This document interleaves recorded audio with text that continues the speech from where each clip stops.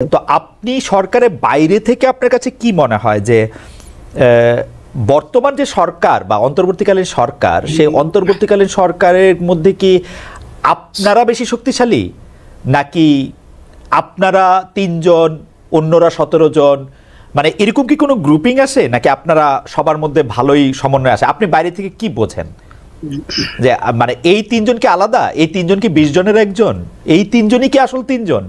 মানে ব্যাপারটা কিরকম আসলে? মানে আমরা গণতন্ত্রে বুঝি যে এভরিবডি ইজ ইকুয়াল, বাট এখানে কি কেউ আছে যারা মোর দেন ইকুয়াল? না, এই জায়গাটি আমার কাছে একটু আলাদা রকম। সেই জায়গাটি হচ্ছে আমাদের এই বৈষম্যবিরোধী ছাত্র আন্দোলন প্ল্যাটফর্মে যে ৩ জন সরকারের বিভিন্ন জায়গায় আমাদের প্রতিনিধিত্ব করছেন এবং সরকারের অংশ, তারা যখন ওই জায়গাটিতে থাকেন, সরকারের জায়গাটিতে, তাদের তখন ওই নির্দিষ্ট জায়গাটিতে আসলে সরকারের হয়ে বিভিন্ন জায়গায় কাজ করার যে একটি আলাদা রকমের যে একটি ক্ষমতার জায়গা, কিংবা বিভিন্ন জায়গায় কাজ করার যে তাদের নির্দিষ্ট কিছু আলাদা ক্ষেত্র রয়েছে, যেগুলোতে তাদের ওই ডিসিশন মেকিং ক্যাপাবিলিটির ওই জায়গাটি রয়েছে সরকারের হয়ে, সেটি কিন্তু আমাদের ওই জায়গাটিতে নেই। আবার আমাদের একটি অ্যাডভান্টেজ রয়েছে, যে অ্যাডভান্টেজটি হচ্ছে যে তারা সরকারে থাকার কারণে অনেক বিষয় রয়েছে যেগুলো তাদেরকে অনেক মেনে সংযত হয়ে চিন্তা ভাবনা করে কথা বলতে হয়, চলতে হয়, প্রোটোকলের মধ্যে থাকতে হয়। সেদিক থেকে আমাদের মনে আমাদের একটা কমফোর্ট জোন হচ্ছে। হ্যাঁ, আমরা সত্যি আমাদের জীবনের প্রথম, আজকে থেকে ৩ মাস আগে আমরা কেউ চিন্তা করিনি যে আমরা জীবনে হয়তো এই অভিজ্ঞতাটির মধ্যে দিয়ে যাব। আজকে থেকে ৩ মাস আগে কেউ আমরা ভাবিনি যে বাংলাদেশে 3 মাস পরে এই অবস্থা আসবে। সেই জায়গায় আমরা প্রতিনিয়ত বিভিন্ন জায়গায় ঠেকছি, শিখছি, ভুল করছি, নিজেদেরকে ঠিক করছি। বাট আমরা তাদেরকে প্রত্যেকটি জায়গা সরকারের যারা রয়েছে তাদের যে জায়গাগুলোতে আমাদের মনে হচ্ছে যে এই জায়গাগুলো আমাদের গঠনমূলক ভাবে সমালোচনা করা দরকার, কঠোরভাবে সমালোচনা করা দরকার, সেটি করার আমার যেমন সুযোগ রয়েছে, আবার জনগণের সাথে একদম রাজপথে সংগ্রাম করার যেমন আমার সুযোগ রয়েছে, আবার প্রত্যেকটি জেলায় জেলায় ছুটে গিয়ে আমার সাধারণ যারা আন্দোলনকারী ছিল, ছাত্র জনতা ছিল, তাদের সাথে মেশা, কথা বলা, আমার যারা আহত ভাই বোনেরা কিংবা শহীদ পরিবার রয়েছে তাদের সাথে কথা বলা, এই যে প্রোটোকলের বাইরে থেকে যে এক্সট্রা একটি সুবিধা, আমার যখন ইচ্ছা আমি চলে যেতে পারছি, যখন ইচ্ছা আমি রিক্সায় চলতে পারছি, রাস্তা দিয়ে মাস্ক পরে আমি হেঁটে বেড়াতে পারছি, এই আমার একটা আলাদা অ্যাডভান্টেজ রয়েছে। মানে অর্থাৎ এই জায়গাটিতে আমার মনে হয় যে তাদের যেমন ডিসিশন মেকিং এর সরাসরি একটি প্রভাবের জায়গা রয়েছে, কিন্তু আমি আমার জায়গা থেকে বা আমরা যারা রয়েছি সরকার, আমরা যারা নেই, আমাদের একটি আলাদা কমফোর্টের জায়গা রয়েছে। একই সাথে আমরা বাংলাদেশের এই একটি রাষ্ট্রপতি ইস্যুতে আমরা দেখলাম যে আমরা বিভিন্ন রাজনৈতিক দলের সাথে যেমন কথা বলছি। আমি আসছি এটার ব্যাপারে। আপনার এইটাতে আপনি বলছিলেন যে নাহিদ বা মাহফুজ বা আসিফকে অনেক চিন্তা ভাবনা করে কথা বলতে হচ্ছে। চিন্তা ভাবনাটা কি আপনি বা হাসনাত একটু কমই করতেছেন নাকি ইদানিং, নাকি মানে? আচ্ছা, আমি আপনার অ্যাঙ্গেলটা বুঝতে পেরেছি। আসলে আমরা চিন্তা ভাবনা কম করছি এটা আমরা মনে করি না, বরং আমি আমার জায়গা থেকে বা হাসনাতের জায়গা থেকে আমি সামগ্রিক ভাবেই বলি। আসলে আমি প্রথমে আপনাকে একটা কথা বলে নিয়েছি, 3 মাস আগে আমরা যে জীবনে এই পর্যায়ে থাকবো এটা আমরা কখনো কল্পনা করি, এবং সবগুলোই আমাদের জীবনের নতুন নতুন অভিজ্ঞতা। ইভেন আমরা ওই যে আমরা 4 তারিখে আমরা যখন ঘোষণা দিই যে 6 তারিখে আমাদের লং মার্চ টু ঢাকা হবে, তখনই আমাদের ইনস্ট্যান্ট আবার আমাদের ডিসিশন বিভিন্ন পার্সপেক্টিভ চিন্তা করে প্রায় 30 মিনিটের একটা ডিবেটের পরে আমরা ডিসিশনে আসি যে না, পরশু নয়, আগামীকালই long march to Dhaka. So এরকম বিভিন্ন জায়গায় আমরা বিভিন্ন সময় আসলে যেটা হয়েছে যে প্রথম অভিজ্ঞতার মধ্যে দিয়ে যখন গিয়েছি তখন সেই জায়গাগুলোতে ঠেকেছি। বাট আমাদের যখন আবার সামগ্রিক একটি আলোচনার মধ্যে দিয়ে মনে হয়েছে যে না, এই জায়গা আমাদের এইভাবে কাজ করা দরকার, সত্যি কথা বলতে আমাদের বিবেককে আমরা কোন একটা নির্দিষ্ট জায়গায় একদম কনক্রিট করে রাখি না এবং রাখতেও চাই না। আমরা মনে করি যে কেউ যদি আমাদেরকে এমন কোন একটা পরামর্শ দেয় বা আমাদের নতুন একটা ইনসাইট দেয় যেটা আমাদের মনে গ্রেটার পার্সপেক্টিভে বেটার, তখন আমরা ওটা গ্রহণ করার যে মানসিকতা সেটি রাখি। সেক্ষেত্রে কিছু ভুল হচ্ছে, কিন্তু সবসময় সংশোধন করার চেষ্টা আছে। সার্জিস, আপনাকে ধন্যবাদ। আমি আবার আসবো আপনার কাছে, যে মানে একটু ডক্টর সায়ন্তের কাছে যেতে চাই। আপনি আসলে ভালোভাবে আপনার অবস্থান তুলে ধরেছেন, মানে যেরকমটা তুলে ধরার কথা। ডক্টর সায়ন্ত, মানে আপনার সঙ্গে কথা বলা তো সবসময় আনন্দদায়ক এবং একটা কি বলবো যে একটা খুবই ভালো অভিজ্ঞতা। তো সেই জন্য একটু জানতেও চাই, আপনি ঠিক বিএনপি করেন না বা বিএনপি দলের সাথে আপনার কোনো সরাসরি সম্পৃক্ততা নেই, কিন্তু সেই জন্য আপনাদেরকে এইটা বলা বা প্রশ্নটা করা আমার জন্য আরেকটু সহজ, যে 5 আগস্ট সরকার বদল হওয়ার পরে বিএনপির যে অবস্থান, মানে 5 আগস্ট পরবর্তী যেই অবস্থান, সেই অবস্থানটাকে আপনার খুবই যৌক্তিক, কাঠামোবদ্ধ, নিয়মতান্ত্রিক, ভবিষ্যৎদ্রষ্টা এবং যদি আমরা এরকম বলি রাইট অন কোর্স মনে হয় কিনা? কেন আমার মনে এই প্রশ্ন জাগলো সেইটা আমি পরে আসতেছি, আপনি আগে বলেন যে সেটা আপনার ঠিকঠাক মনে হয় কিনা। জি, আপনাকে ধন্যবাদ জানাচ্ছি এবং আলোচনায় সার্জিস আলম আছেন, সার্জিস আলম সহ যারা এই গণ অভ্যুত্থানে নেতৃত্ব দিয়েছে এবং যারা যুদ্ধ করে আমাদের এই দেশটাকে নিয়ে নতুন স্বপ্ন জাগিয়েছে, তাদের প্রতি কৃতজ্ঞতা জানাই। যারা শহীদ হয়েছে তাদের রুহের মাগফিরাত কামনা করি। এবং আমরা 16 বছর নানা প্ল্যাটফর্মে যুদ্ধ করে, কথা বলে, সবকিছু চেষ্টা করেও যেই কাঙ্ক্ষিত অর্জনটা আমরা পাইনি, সার্জিস আলমদের জন্য আমরা সবাই মিলে সেটি পেয়েছি, আমি কৃতজ্ঞতা জানাই। এরপরে আপনাকে বলি যে বিএনপি বেসিক্যালি বাংলাদেশে বড় একটি রাজনৈতিক দল। এইরকম দলে বুর্জুয়া পলিটিক্সে সাধারণত আপনি জানেন যারা পাওয়ার পলিটিক্স করে এবং যাদের মুখ্য উদ্দেশ্য থাকে ক্ষমতায় গিয়ে দেশের জন্য কিছু করে, এই ধরনের রাজনৈতিক কালচারে যারা বিশ্বাস করে আগায়, তাদের অনেক রকম সীমাবদ্ধতা থাকে এবং নানান ধরনের নেতাকর্মী থাকে, সবাই একই মানসিকতার ভালো থাকে না। এটা ধর্মভিত্তিক একটা নির্দিষ্ট আদর্শ ভিত্তিক কোনো দল নয়, এটা লেফটিস্ট ঘরানার সোশ্যালিজম বা অন্য কোনো পার্সপেক্টিভ নিয়ে চিন্তা করার, একই ধারায় একই কমান্ডে চলা ওই রকম দল কিন্তু এই মধ্যপন্থী দলগুলির নয়। সেই অবস্থায় বিএনপির অতীত নানান রকমের ভুল ত্রুটি ছিল, এখনো আছে, ভবিষ্যতে হয়তো এটা কমে আসবে সেই প্রত্যাশা করি। কিন্তু গণতন্ত্রে যেরকম করাপশন থাকে, আমরা চাই সহনীয় মাত্রায় আসুক, ঠিক একই রকম ভাবে এই পুঁজিবাদী ব্যবস্থায় এই বুর্জুয়া পলিটিক্সে ইনভলভ দলগুলি একদম পরিপূর্ণভাবে মনের মতো হয়ে ওঠে না। তো বিএনপির মধ্যে আমি যেটা দেখেছি সেটা হলো অতীতের তুলনায় এবার তাদের নেতৃত্ব অনেক সংহত এবং সংযত দেখেছি।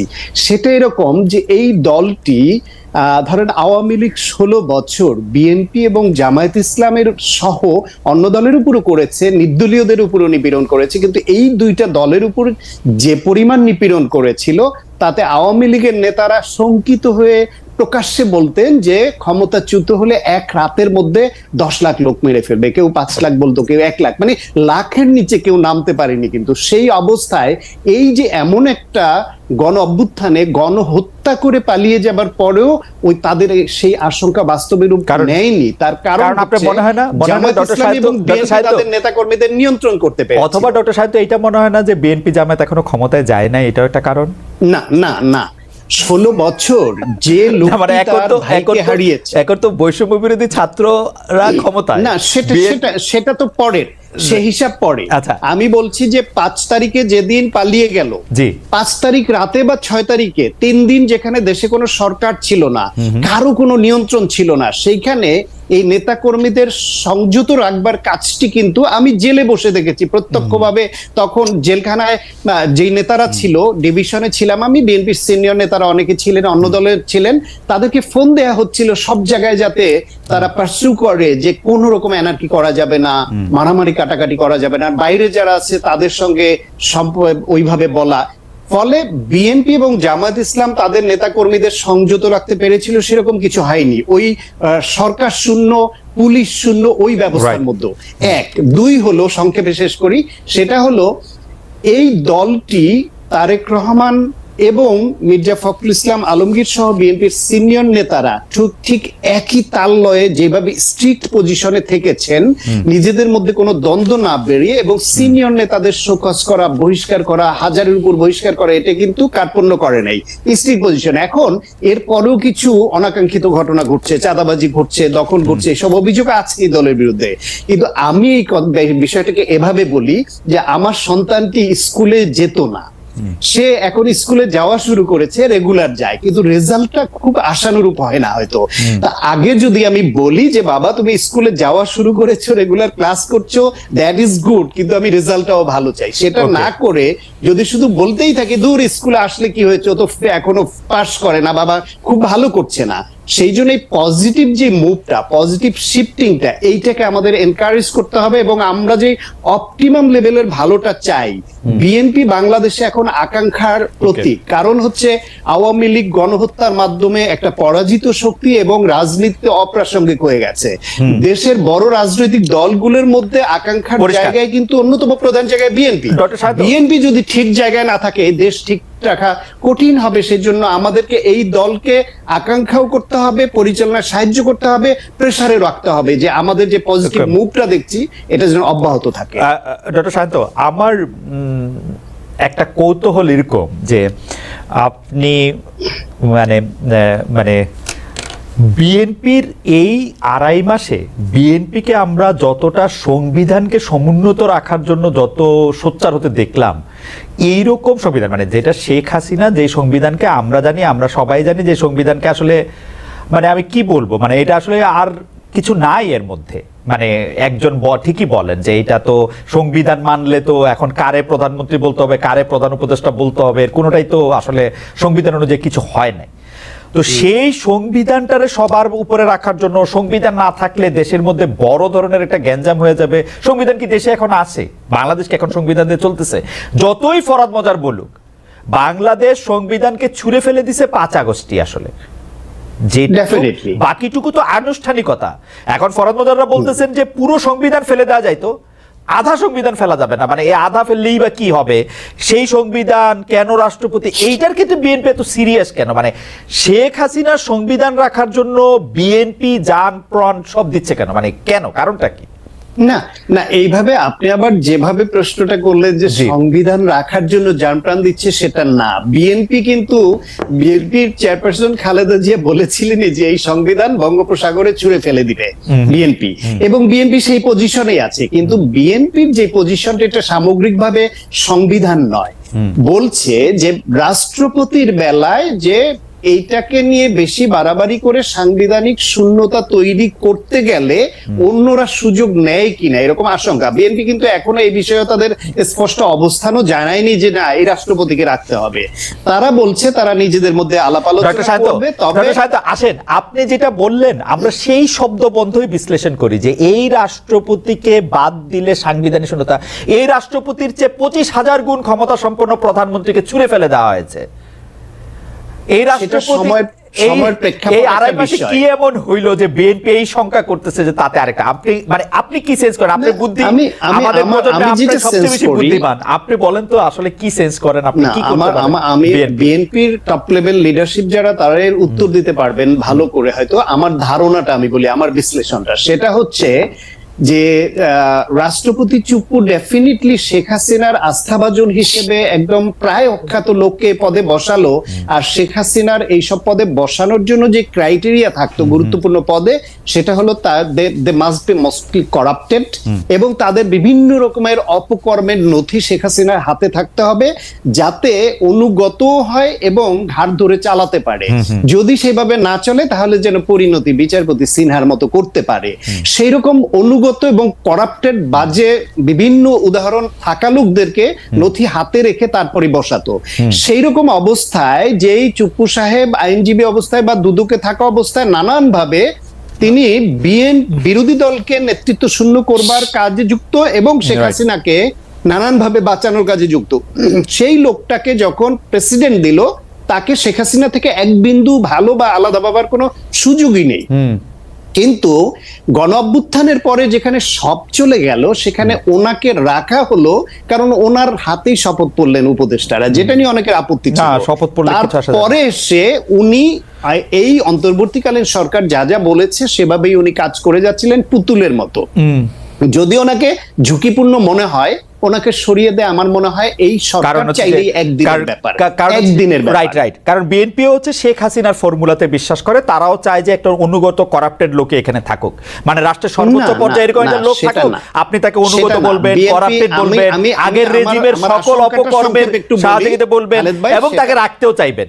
মানে এটা না, আমি বিএনপির তরফ থেকে যে দু একজনের সাথে কথা হয় তো, যে আশঙ্কাটা থাকতে পারে সেটা বলি। সেটা হচ্ছে এরকম যে এইটাকে নিয়ে যদি ফোকাস করা হয় এবং এই সংকটটাকে পুঁজি করে যদি অন্য কোনো তৃতীয় পক্ষ এখানে ইন্টারভেইন করার সুযোগ আছে কিনা, কিংবা এটা করার পেছনে কোনো অন্য উদ্দেশ্য আছে কিনা, একটা রাজনৈতিক দল হিসেবে এই ছাত্র প্রতিনিধিদের যেরকম একরকম মুভমেন্ট নিয়ে আগাতে হয়, রাজনৈতিক দলগুলো তো তাদের রাজনীতিটা তাদের করতে হয়, তো তাদের কৌশল তাদেরও ভাবতে হয়, সরকারে যারা আছে উপদেষ্টা তাদের মতো করে তাদের ভাবতে হয়। প্রত্যেকের ভাবনার জায়গা কিন্তু সবসময় এক বিন্দুতে মিলবে না, তবে সমঝোতার ভিত্তিতে, আলোচনার ভিত্তিতে আমি মনে করি এটা সমাধান হবে। যেই রাজনীতি না, এটা কোনো সমাধান বা সমস্যার কোনো কিছু না। আমি বলি রাজনীতিবিদরা তখন রাজনৈতিক কৌশল করবেন, রাজনীতি তারা বুঝতে চেষ্টা করবেন, কিন্তু আমরা জনগণ, আমরা যদি সেই কৌশল বুঝতে না পারি তাইলে আপনাদেরকে ঠিক বিশ্বাস করা আমাদের জন্য কঠিন হয়ে যাবে। যতই আপনি রাজনৈতিক কৌশল, রাজনীতিতে শেষ কথা বলে কিছু নাই সেটার কথা আপনি বলেন। যেমন আমি একটু জনাব সার্জিস আলমের কাছে ফিরতে চাই। জনাব সার্জিস আলমকেও অনেকে বিশ্বাস করাটা কঠিন কিনা সেই প্রশ্ন তুলছেন, যখন আমরা দেখেছি কয়েক বছর আগেও সার্জিস আলম যেরকম কথা বলেছেন, কয়েক মাস আগে যেরকম কথা বলেছেন, কয়েক দিন আগে যেরকম কথা বলেছেন, কয়েক ঘন্টা আগে যেরকম কথা বলেছেন, সেই কথা তার পাল্টে যাচ্ছে। তিনি বঙ্গবন্ধু 7 মার্চের ভাষণ নিয়ে কথা বলছেন একরকম, তারপরে ছাত্রলীগ নিষিদ্ধের পক্ষে কথা বলছেন, যদিও তিনি এর আগে ছাত্রলীগ করেছেন। প্লাস তার উৎসাহে বা তার উদ্দীপনাতে আমরা দেখেছি যে মধুর ক্যান্টিনে দুজন অন্তত সমন্বয়কের উপস্থিতিতে 2টি গরু নিয়ে গিয়ে ছাত্রলীগের সাবেক প্রেসিডেন্ট এবং সাধারণ সম্পাদক এসেছে, এরকম স্লোগান দেওয়া হচ্ছে এবং তিনি খুব এটা এনজয় করছেন। পুরো ব্যাপারটাই যদি আমাদের একটু বলেন জনাব সার্জিস আলম, মানে রাজনীতিটা আসলে এখন কি, মানে যে সব কাজ বাদ দিয়ে প্রেসিডেন্টকে সরাই দিতে হবে, আরেকজন সমন্বয়ক গিয়ে বলবেন যে বিচারকদেরকে চা খাইতে পাঠাইতে হবে, অথবা বাদ দিয়ে দিতে হবে, অথবা আপনি ছাত্রলীগ নিষিদ্ধ করতে হবে ক্যাম্পাসে, মানে সব দায়িত্ব আপনারা নিজেদের মাথায় নিতেছেন কিনা জনাব সার্জিস আলম? দেখুন, প্রথম কথা হচ্ছে সব দায়িত্ব আমরা নিজেদের মাথায় নিতেও পারবো না, সেটা নেওয়া সম্ভবও না, এবং আমরা মনে করি যে এটা আসলে সমীচীনও না। আমি যদি একদম শুরু থেকে বলি, আপনি যেখান থেকে বললেন এটা একদম স্পষ্ট সত্য। আমি আমার ফেসবুক পোস্টেও লিখেছিলাম যে আমি 2017 সালে আমার বিশ্ববিদ্যালয় জীবন প্রথম বর্ষে শুরু করি ঢাকা বিশ্ববিদ্যালয়, এবং ঢাকা বিশ্ববিদ্যালয়ে প্রথম থেকে তৃতীয় বর্ষ পর্যন্ত হল ভেদে কালচারে একটু সময়ের পার্থক্য আছে, কিন্তু আমার হলে এরকম ছিল যে প্রথম থেকে তৃতীয় বর্ষ পর্যন্ত একদম বাধ্যতামূলক আপনার ছাত্রলীগের রাজনীতি করতে হবে হলে থাকার জন্য, আপনার প্রোগ্রাম, গেস্ট রুম, গণরুম এসবের অংশ হতে হবে, বাধ্যতামূলক। যদি আপনি না হন তাহলে হল ছেড়ে দিতে হবে। দুইটার একটা, মাঝখানে কোনো অপশনই নাই। এটা নিয়ে কোনোদিন বিশ্ববিদ্যালয় প্রশাসন কথা বলেনি, এটা নিয়ে কোনোদিন তখনকার ফ্যাসিস্ট সরকার কথা বলেনি, কেউই বলেনি। যাকে বলা হয়েছে তারা এই কোয়েশ্চেনগুলোকে স্কিপ করে গিয়েছে। বরং আমরা আমাদের জায়গা থেকে দেখেছি ওই সিস্টেমের ভিতরে থেকে কিছু ছেলে যখন 3rd ইয়ারে 4th ইয়ারে উঠতো, একটু সাহস আসতো, ওই জায়গা থেকে এই সিস্টেমগুলো নিয়ে ধীরে ধীরে তারা গঠনমূলক কিছু লেখার চেষ্টা করতো। আমি 2019 সালে যখন আমার হল সংসদে ছাত্রদের দ্বারা নির্বাচিত হই প্রতিনিধি হিসেবে, তখন আমার মধ্যে আলাদা একটা আত্মবিশ্বাস আসে। তখন আমার মনে হয় যে আমাকে এত স্টুডেন্ট যে ভোট দিয়ে তাদের প্রতিনিধি নির্বাচিত করেছে, তাদের প্রতি আমার একটা দায় আছে, তাদের প্রতি আমার একটা জবাবদিহিতা আছে। আর পাশাপাশি যদি এটাও চিন্তা করি যে পরের বার আমাকে কেউ মনোনয়ন দিক আর না দিক, আমার অবশ্যই তাদের প্রতিনিধি আরো বড় জায়গায় হতে হবে, প্রতিনিধিত্ব করতে হবে। সেই জায়গা থেকে আমরা যেই জিনিসগুলো আমাদের বিবেকবোধের জায়গা থেকে লজিক্যাল মনে হওয়া শুরু হলো, ওই জায়গাগুলো নিয়ে আমরা কথা বলা শুরু করলাম। এবং আমার এই বিশ্ববিদ্যালয় জীবনে আমার কাছে মনে হচ্ছে সবচেয়ে গুরুত্বপূর্ণ একটি টার্নিং পয়েন্ট ছিল ওই 2019-এর ডাকসু নির্বাচনটি। সেই নির্বাচনটি আসলে আমাদের কাছে নতুন করে ছাত্র প্রতিনিধি কেমন হতে পারে, কিভাবে ছাত্রদের জন্য কাজ করা যায়, এই দিক থেকে আমাদের মানসিকতা, চিন্তা চেতনার একটি নতুন পরিবর্তন নিয়ে আসে।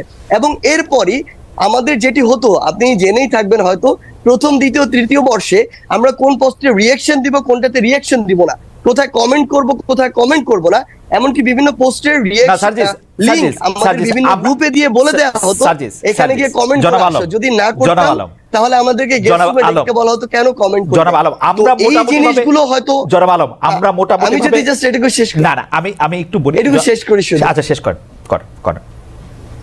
তো এই জিনিসগুলো হচ্ছে আসলে পরিস্থিতি ওই টাইমে প্রথম, দ্বিতীয়, তৃতীয় বর্ষে এই বিভিন্ন জিনিসের রেফারেন্স ক্রিয়েট করেছিল, যেগুলো এখন মানুষ 3-4 বছর পিছনে গিয়ে ওগুলো খেটে বের করে।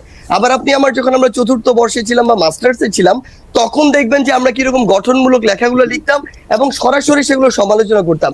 এবং সর্বশেষ 24-এর ইলেকশনে আমি বাড়িতে থেকেও ভোট দিতে যাইনি, এটি আমার ফেসবুক পোস্টে বলেছিলাম, এবং আমি স্পষ্ট করে বলেছিলাম যে আমাদের মতো ভীরু কাপুরুষ এবং স্বার্থপর আছে। মানুষ এর চেয়ে বেটার রাষ্ট্র ব্যবস্থা ডিজার্ভ ঠিক- করে না। ঠিক কারণ আছে। তখনও আমরা সরাসরি এটির বিরোধিতা না করে এটির বিভিন্ন ভাবে ভালো দিকগুলো তুলে ধরছিলাম, সুন্দর গণতন্ত্রায়নের কথা বলছিলাম। Okay. তো সেই জায়গা থেকে যখন আমাদের কাছে এই সুযোগটি আসে যে না, এই অন্যায়গুলো হচ্ছে, কোটা সংস্কারের যে আমাদের 18 পরিপত্র বাতিল, এটি একটি অনেক বড় অন্যায় পুরো দেশের চাকরি প্রত্যাশীদের সাথে, আমরা এটি নিয়ে রাজপথে নামি, যখন আমাদের ভাই বোনদের রক্ত ঝরানো হয়, হত্যা সাজিদ, করা হয়, এই তখন আমাদের মনে হয়েছে যে না, ব্যাপারগুলি এভাবে আর চলতে সাজিদ, পারে না, আমাদের এবার ঘুরে দাঁড়াতে হবে। আমরা একটু মুভ এবং ফরওয়ার্ড আমরা করি, তখন ওই আমরা একটু মুভ সাহসটি ফরওয়ার্ড করে করি। রাজপথে সাজিদ, ধীরে ধীরে এক দফার দিকে যাই সাজিদ, এবং আমরা এই কথাগুলি যেটা আমরা সবশেষে এই কথাগুলি ছাত্র আমরা জনতার প্রতিদিন অভ্যুত্থানের শুনি। মাধ্যমে শেষ হয়। এই কথাগুলি আমরা প্রতিদিন